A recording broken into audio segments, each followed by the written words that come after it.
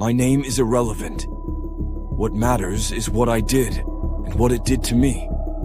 From an early age, I was known for my gentleness and compassion. Animals, in particular, held a special place in my heart. I married young to a woman who shared my affection for pets. Our house soon overflowed with life. Birds, goldfish, a dog, a rabbit, and most beloved of all, a large black cat named Pluto. Pluto was no ordinary cat. He was intelligent, affectionate, and had a strange, almost human gaze. He followed me everywhere, and our bond was unlike any I had with any other creature. For years, our lives were peaceful and content, but things changed. Slowly, insidiously, alcohol took hold of me. I became short-tempered, irritable, violent. I mistreated my pets and eventually my wife. Pluto, who once brought me joy, now provoked my rage. One night, in a drunken fit, I seized him and cut out one of his eyes. He recovered, but our relationship changed. He avoided me and I loathed him for it. That loathing turned to guilt, and guilt turned to fury. I took him to the cellar, wrapped a noose around his neck, and hanged him from a tree. The next day, our house mysteriously caught fire. My wife and I escaped, but everything was lost. When I visited the charred remains, a single wall remained standing.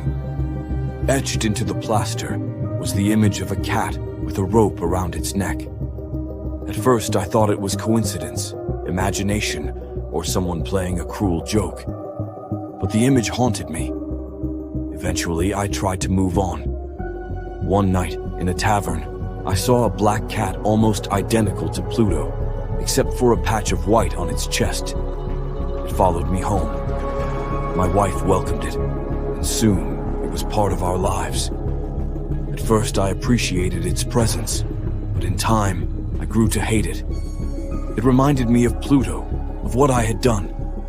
And worse, the patch of white on its chest began to morph, taking the shape of a gallows.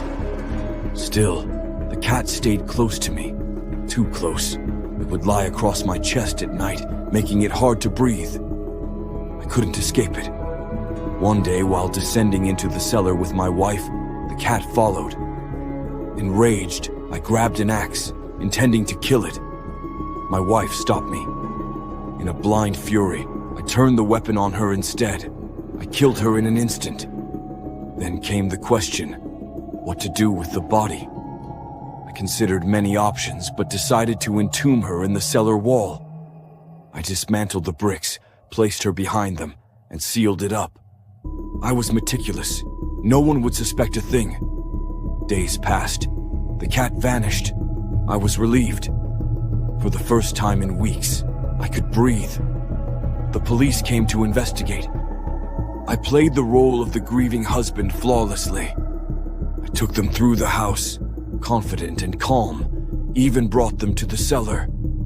In my arrogance, I tapped the wall where she lay hidden, bragging about the sturdiness of the construction. That's when it happened. A muffled cry echoed from within the bricks, a low, agonizing wail. The officers froze. They tore the wall down. And there, behind it, was my wife's corpse. Perched on her head, eyes gleaming with hate, was the black cat I thought I'd lost. In sealing the wall, I had locked it inside. It had stayed by her side. And now, it had betrayed me. That cat was no mere animal. It was vengeance. And I had delivered myself to it. The sound of the wail still haunts me, a guttural moan that seemed to claw its way out of my very soul.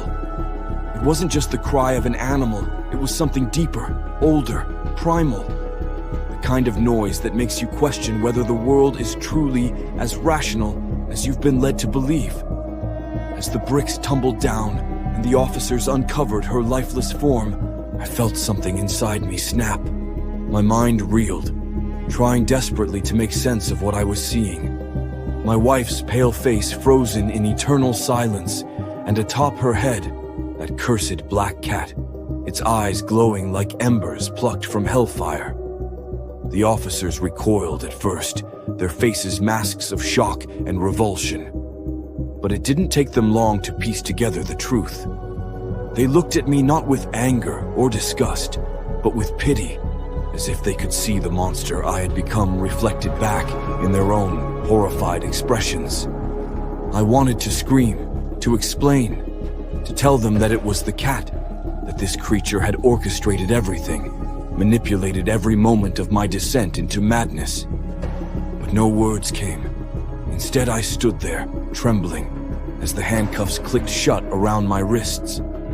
I expected hatred from the cat, that much I deserved, but not this cold indifference.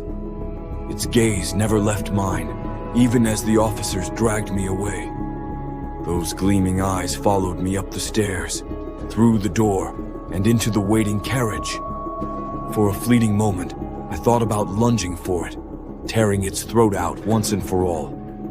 But deep down, I knew it wouldn't matter. This thing, it wasn't bound by mortality.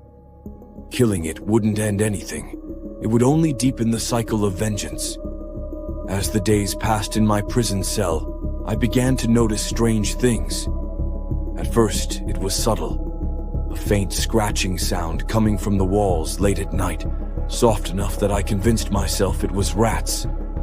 Then came the smell, a sickly sweet stench that reminded me of charred wood and singed fur.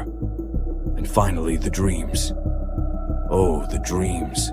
They were vivid, unrelenting. In each one, I found myself standing before the sealed wall again. But this time, when the bricks crumbled, it wasn't my wife who lay behind them. It was Pluto, his mutilated body writhing in agony, his single remaining eye boring into my skull. And perched beside him, always watching, was the second cat, its white patch now unmistakably shaped like a gallows noose. By the third week, I couldn't eat, couldn't sleep. Every shadow on the wall looked like claws reaching for me.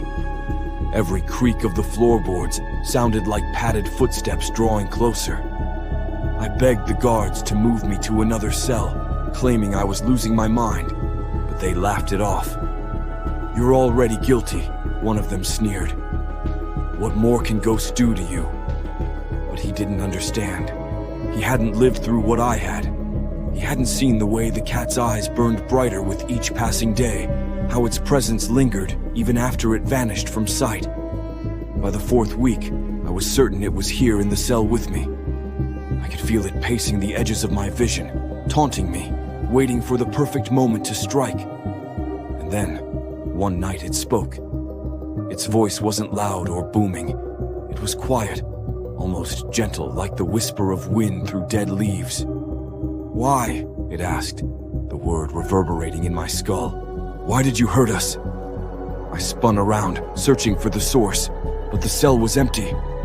Still, I knew it was there. Knew it better than I knew myself. "I'm sorry," I croaked, tears streaming down my face. "I didn't mean to. I was sick. I was drunk." "Sick," it repeated, the tone dripping with mockery. "Drunk. Do you think those excuses absolve you? Do you think they bring Pluto back? Or her? Her, my wife." Her name caught in my throat, too painful to speak aloud. "Please," I whispered. "I'll do anything. Just let me go." There was a pause, heavy and suffocating. Then, softer than before. "Too late." When the guards found me the next morning, I was curled in the corner of the cell, clutching my knees to my chest. My lips were moving rapidly, muttering prayers or pleas, I don't remember which. But my eyes, they said I'd seen something unspeakable, something that had shattered whatever remained of my sanity. They hanged me 3 weeks later. On the scaffold, as the rope tightened around my neck, I swore I saw it again, the black cat, perched on the railing, watching me with those same gleaming eyes. Only this time its mouth curled into a smile.